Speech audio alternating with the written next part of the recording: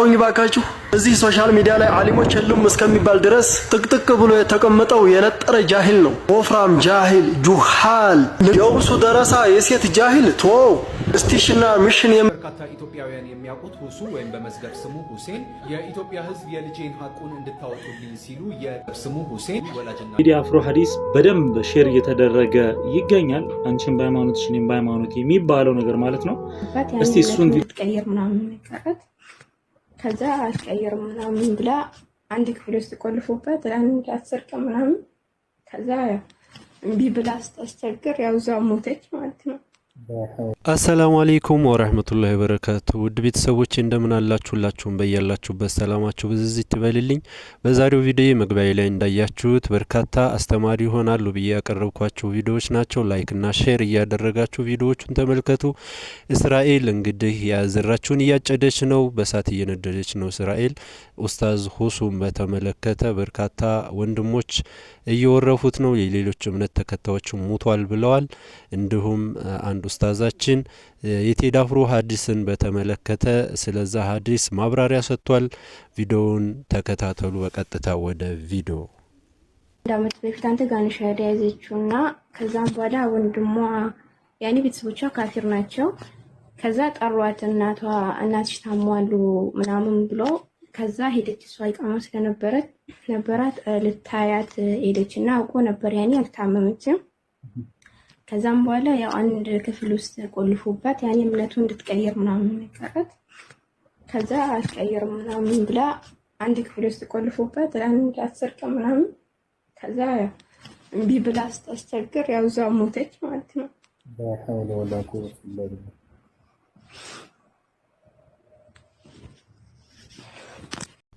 ኢና ሊላሂ ወኢና ኢለይሂ ራጂዑን። ወላሂ በጣም ከባድ ነው። በጣም ውስጥን የሚያም ነገር ነው። ቤተሰብ እንዴት በልጁ ይጨክናል? ልጁን እንዴት ጨክኖ ይገላል? እምነትሽን ቀየርሽ ብለው እንደዚህ አይነት ህይወት ማጥፋት ግድያ። አላህ ወላሂ ምን አይነት አፈጣጠር ነው? ወደ እውነተኛው እምነቷ ወደ እስልምና ወደ ሐቅ በመጣች ይህን ያክል ጥፋት ምን አጥፍታ ነው እንደዚህ የሚያደርጓት?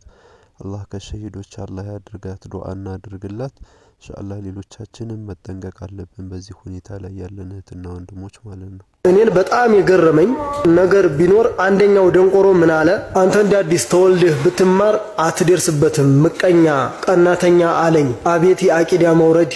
ከመጣህብኝማ ልክ ልኩን እነግርሃለሁ ወዳጄ። አይደለም ለዚህ ድሩዬ ጸጉሩን አበላልጦ ለሚቆረጥ ጺሙን ራሱ ልጅ ለመምሰል የሚያሳጥር በሱና ስም ለሚነግድ ተወውና በእነዛ በታላላቅ ዓሊሞች እነ ሸህ ሙቅቢል እነ ሸህ ፈውዛን ወዘተራ ሁን በዘመናችን የመን ላይ ያለው ጀግና ሸህ ያህያ ሐጆሪ እዚሁ ሀገራችን ውስጥ ሸህ ያህያ ሐጆሪ ደረሳ ወንድማችን አቡ ኒብራስ ሙስጠፋ ሌሎች እኔ ለዚህ ሰውዬ የምሰጠው መልስ ይሄ ሰውዬ ራሱ ሰዎችን ጃሂል ምናምን እያለ ይሰደባል። ወደፊትም ትሰሙታላችሁ። ግን ሰውየው ራሱ ጃሂል ነው፣ ምንም አያውቅም። ለዚህ የምሰጠው መልስ ምክንያቱም እኔ ጃሂል ያልኩበት ምክንያት ጺም ማሳደግ ራስ አለመቆረጥ ከአቂዳ ጋር የሚያገናኘው ነገር ምንም ነገር የለም።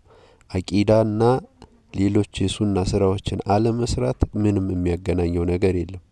እንኳን ይሄ ቀርቶ አይደለም ሌሎችም ስራዎች ሰውየው ችግር ቢኖርበትም ከአቂዳው ጋር ይሄ የሚያገናኘው ነገር የለምና ሰውየው ጃሂል ነው ያልኩት ከዚህ አንፃር ነው። ሁሴን አህመድን ይቅርታ በለው የምትሉት አልለውም። ምን አጥፍቼ ነው ይቅርታ የምጠይቀው? ወንጀሉን ስለነገርኩት መጀመሪያ ለሰራሁት ቪዲዮ ጥፋት ካለብኝ እስኪ ይናገር። ለምን ዝም አለ? ለሰራሁት ቪዲዮ ስህተት ከሆነ መረጃ አምጡ። ለሃቱ ቡርሃነኩም ኢን ኩንቱም ሷዲቂን። ዳይ ቶሎ በሉ እውነተኛ ከሆነ ረታውኝ ባካችሁ። እዚህ ሶሻል ሚዲያ ላይ ዓሊሞች የሉም እስከሚባል ድረስ ጥቅጥቅ ብሎ የተቀመጠው የነጠረ ጃሂል ነው። ወፍራም ጃሂል ጁሃል የውሱ ደረሳ የሴት ጃሂል ቶ እስቲሽና ሚሽን የምታደርግልኝ አያሌ የሴት ጃሂል ናት። ከቀልዳቸው መካከል ደስ የሚለኝ ቀልድ አንተ እድሜህ ትልቅ ነው እሱ ደግሞ እድሜው ትንሽ ነው፣ እድሜ አይመክርህም ትላለች። ቆይ አንቺ አዋላጅ ነሽ? እሺ ጥሩ እድሜ ጸጋ ነው፣ አላህ ትልቅ ያድርገኝ እና ረድ መስጠት ያለብኝ ከእኔ በላይ ያሉትን ነው ብለሽ ታስቢያለሽ? አይ ጭንቅላት 0 ጂቢ ነሽ። ወላሂ እኔ ለሱ አፈርኩለት። የሰው ልጅ እንደዚህ አይሰደብም፣ ነውር ነው። 0 ጂቢ ጃሂል ጁሃል ምናምን ረባ አላህ። ይህ ስድብ ጋጋታ እምነትን እስልምናን እሰብካለሁ ከሚል አንድ ሙስሊም የማይጠበቅ ትልቅ ነውር ሚዳ ላይ ወጥቶ እንደዚህ ሴቶችን በጀማዓ ሰው ይሰደባል እንዴ? አረ ነውር ነው። እንፈር ወላሂ ላዚ። በቲክቶክ ላይ በርካታ ኢትዮጵያውያን የሚያውቁት ሁሱ ወይም በመዝገብ ስሙ ሁሴን የኢትዮጵያ ሕዝብ የልጄን ሐቁን እንድታወጡልኝ ሲሉ የስሙ ሁሴን ወላጅና ጥሪ አቅርበዋል። በሀገር ውስጥም በውጭም ያላችሁ ሰዎች ከጎኔ ቁሙ ሲሉ ጥሪያቸውን አስተላልፈዋል። ይሄው እዚህ ደግሞ ሌላ የጥላቻ ጥግ የደረሰ አንድ ደንቆሮ ወንድማችን ሁሱ ሞቷል ብሎ እንደዚህ ቤተሰቦቹ ሀዘን ላይ እንዳሉ አድርጎ እንደዚህ የራሱን ጥላቻ እያስተላለፈና የራሱን አባላቶች እያፈራና ያለው። በሌላ በኩል ደግሞ የኛ ሙስሊም ወንድሞቻችን ይጎነትሉታል፣ ይሰርቡታል። አላኩል ያህል ሰውየው ወደፊት ነው። ቀጣይ አንድ አዲስ ቪዲዮ አለ፣ እሱን አይተን እንምጣ። ሙስሊም ከሆናችሁ ይህ ቪዲዮ ሁላችሁንም ይመለከታል። ስክሮል ማድረግ በፍጹም ክልክል ነው፣ የተከለከለ ነው። ቪዲዮውን እስከ መጨረሻው ተከታትላችሁ ለሌሎች ወንድም እህቶች ሼር አድርጉላቸው።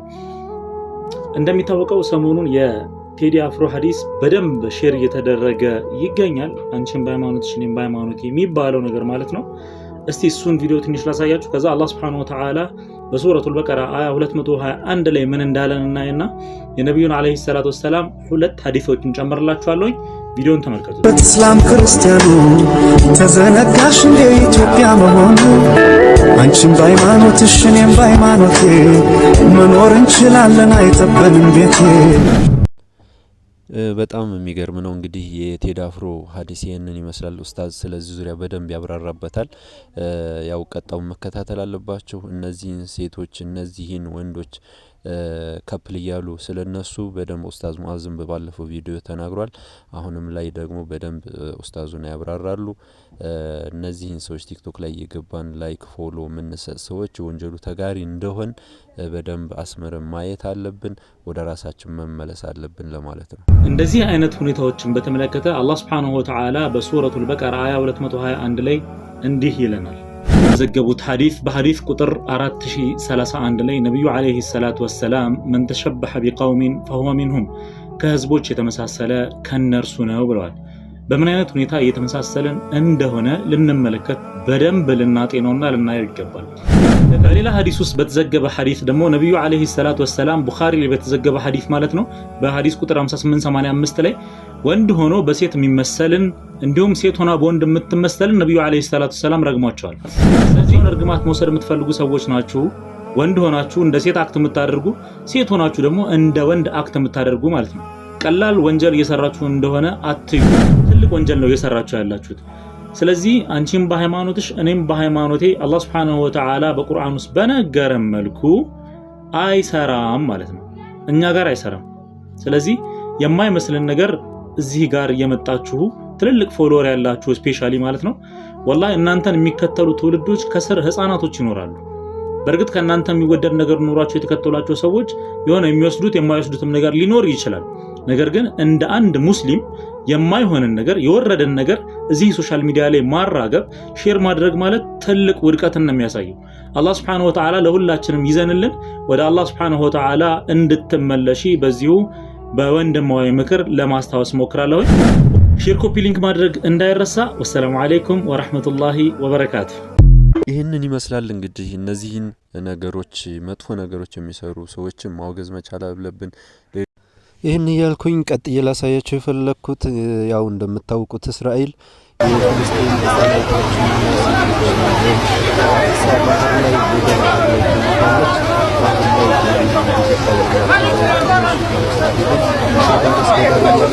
ይገኛል። አልহামዱሊላህ የዘራችውና ያጨደችው እስራኤል ገና እስራኤል የምትባል ሀገር ትጠፋና ፍልስጤም ጋዛ የሚባል ሀገር የበላይ ይሆናል። መስጂድ አልአቅሷ የበላይ ይሆናል።